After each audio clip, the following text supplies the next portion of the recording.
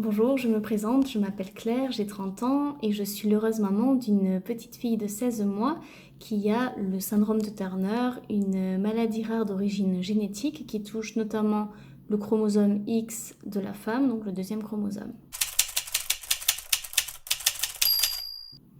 Je suis ici pour vous raconter un petit peu notre parcours, apporter mon témoignage sur cette maladie et les répercussions qu'elle a tous les jours, donc depuis la grossesse jusqu'à maintenant, sur ma vie, sur la sienne, sur vraiment tous les chamboulements qui ont été amenés lors du verdict, de la pose de ce diagnostic. Syndrome de Turner qui touche une naissance sur 2500 filles.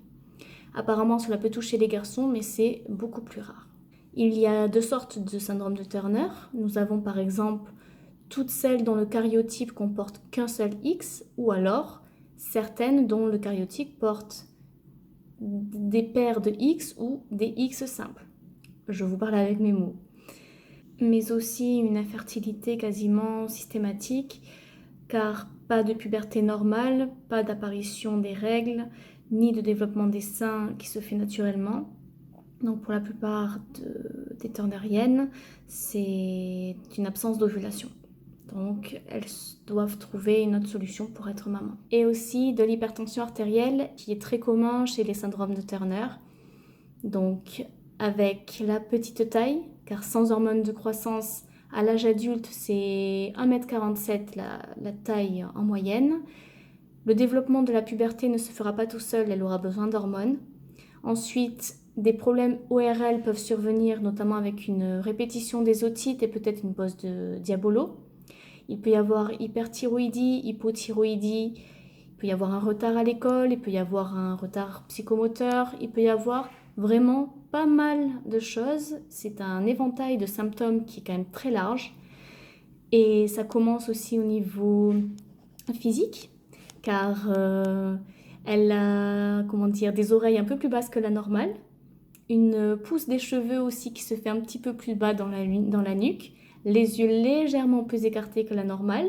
Donc il y a quelques petits indices qui peuvent indiquer qu'elle a, on va dire, une spécificité, mais que quelqu'un de lambda ne va pas forcément remarquer. Donc ça, de toute manière, peu m'importe. Tout a commencé au 3e mois de grossesse où elle a eu un risque plus important que la normale d'avoir une D3 trisomie. Là-dessus, j'ai dû faire un DPNI, donc dépistage prénatal non invasif, qui n'a mené à rien, heureusement. Sauf que à l'échographie du 5e mois, l'échographie morphologique, les os long courts et un épanchement péricardique ont été repérés par ma gynécologue. Sachant que le premier élément qui peut amener le diagnostic du syndrome de Turner, c'est la petite taille. À la suite de ça, j'ai fait une amniosynthèse pour vérifier qu'il ne s'agissait pas d'une des 3 trisomies. J'ai été soulagée, ce n'était pas le cas, et c'est là que j'ai découvert l'existence de ce syndrome de Turner. Suite à ce diagnostic, beaucoup de rendez-vous, oui, avec différents spécialistes sont arrivés. J'ai dû passer beaucoup de temps à l'hôpital, ne serait-ce que pour les suivis cardiologiques, neurologiques, rendez-vous avec une généticienne, avec une endocrinologue.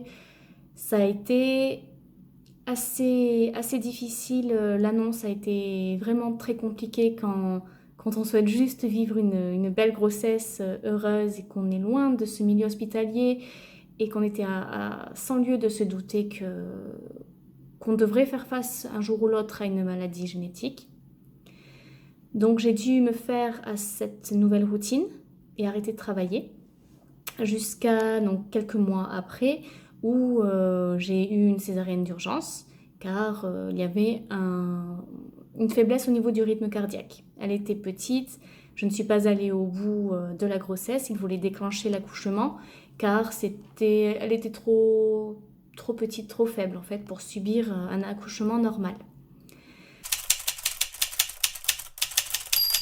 Une des premières choses à laquelle on pense lorsqu'on parle du syndrome de Turner, c'est aussi la coarctation de l'aorte. J'ai eu un suivi avec un cardiologue tout au long de la grossesse parce qu'elle avait une forte suspicion de coarctation de l'aorte, c'est-à-dire l'aorte qui se rétrécit. Et cela commence par une différence de tension entre les membres du haut et les membres du bas, ce qui peut être très dangereux par la suite si ce n'est pas opéré. Donc nous avons dû attendre quelques jours après la naissance pour voir si le canal artériel se refermait bien et voir l'impact de celui-ci sur le reste du fonctionnement de son cœur en fait. Et donc nous avons vu qu'en effet elle faisait face à une coarctation de l'aorte et a été opérée à 13 jours de vie. Quelques mois plus tard, elle a été opérée d'un épanchement péricardique. Elle a eu un drainage de son épanchement péricardique apparu suite à la première opération. Nous ne savons pas pourquoi, nous ne savons pas comment, car c'était une opération extracardiaque en premier lieu. Ensuite, donc ce sont ses premiers mois. Ça a été tourné plutôt vers le niveau cardiologique.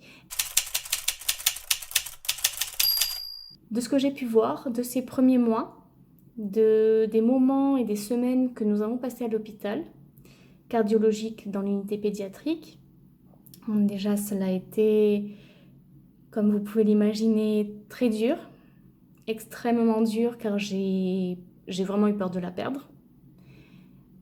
C'était quand même très dangereux une coarctation de l'aorte, mais tout s'est très bien passé, donc c'est vraiment une bonne nouvelle pour nous.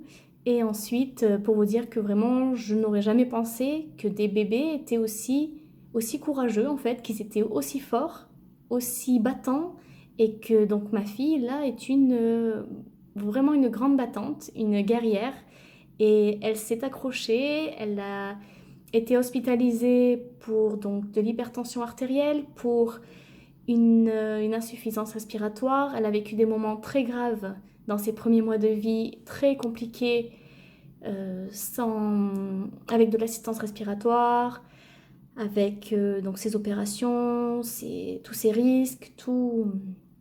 Donc je voulais vraiment mettre l'accent sur cette force qu'ont les bébés. C'est vraiment incroyable. Ça doit être presque un exemple pour nous parce qu'on n'aurait même pas supporté le quart de ce qu'ils auraient supporté. C'est impressionnant. Nous avons passé de grandes épreuves, mais se posent d'autres problèmes, notamment au niveau psychomoteur, car en plus de cela, elle a un corps calleux court qui amène à un grand retard psychomoteur. Elle va donc avoir, en plus du cardiologue, du neurologue, qui la suit pour ça, de l'endocrinologue pour le suivi de sa croissance et le départ des hormones lors de sa puberté. Nous verrons vraiment avec elle quand nous devrons commencer tout ça. Ensuite, nous avons un suivi avec une ORL pour les otites séreuses, donc et notamment peut-être la pose de Diabolo. Ensuite, elle porte des lunettes depuis peu car le syndrome de Turner aussi peut affecter la vue. Elle est hypermétrope et astigmate. Et donc, elle est suivie par une ophtalmologiste, par une orthoptiste. Ensuite, pour son retard psychomoteur, elle est suivie par un kiné, une ostéopathe, une psychomotricienne. Donc, tous ces rendez-vous sont vraiment le quotidien. Il s'espace maintenant, en plus de la pédiatre, bien sûr. Mais cela fait quand même beaucoup, sachant qu'elle va devoir être suivie par une orthophoniste car elle fait de la dysoralité, ne mange pas encore les morceaux, un petit problème à ce niveau-là. Elle va peut-être être suivie par un médecin rééducateur. C'est vraiment pas mal de mots médicaux qui rentrent dans le vocabulaire, pas mal de rendez-vous à organiser, pas mal de soutien à lui apporter, même si ce n'est encore qu'un bébé. Je suis vraiment là aujourd'hui pour apporter mon soutien et dire bon courage à toutes les personnes qui sont atteintes de ce syndrome ou de leurs parents, de leur famille, car ce n'est pas facile, c'est certain, mais au bout d'un moment, on, entre guillemets, s'habitue à cette routine, à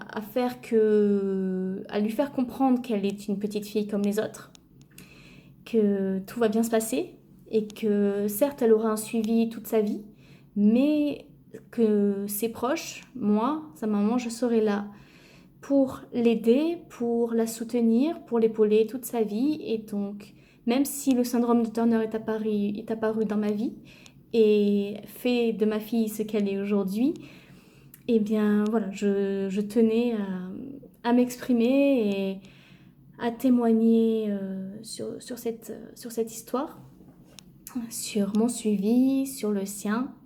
Et vraiment, je souhaite bon courage à tout le monde. Voilà, j'espère que ma vidéo vous aura apporté quelque chose. Voilà, je vous souhaite une bonne journée. Au revoir.